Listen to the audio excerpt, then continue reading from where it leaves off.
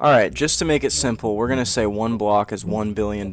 Starting in 1980, we have a debt of $907 billion, which looks like this. Well, 7 more blocks. Debt levels were increasing, partially due to increased military spending, tax cuts, and economic reasons. While significant at the time, the debt was still manageable relative to the size of the economy. By 1990, that number more than tripled. The U.S. faced rising budget deficits during this period, particularly as the economy experienced a mild recession. By the new millennium, we're at $5.67 trillion in debt. Overall, debt still grew due to cumulative deficits from prior years. The major financial crisis of 2008 marked a sharp increase in debt. Emergency stimulus measures, bailouts, and declining tax revenues caused debt to accelerate rapidly. Following the recession in 2010, government spending remained high to support economic recovery, including programs for unemployment benefits, infrastructure, and social services.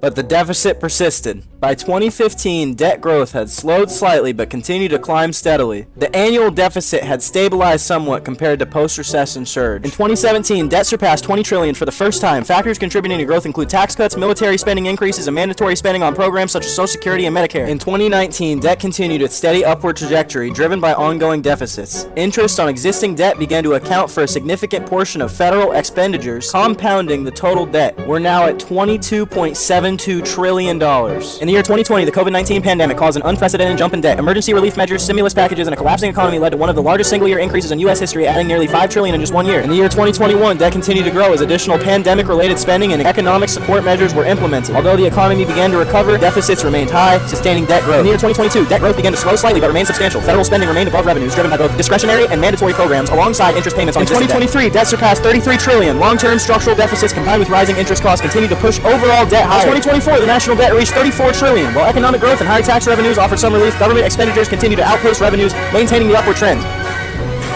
You can't even see me anymore. And that brings us to today. At $38 trillion, the U.S. national debt stands there. 38,000 blocks, 10 by 10, 387 layers high, $1 billion per block. And that's what it looks like in Minecraft.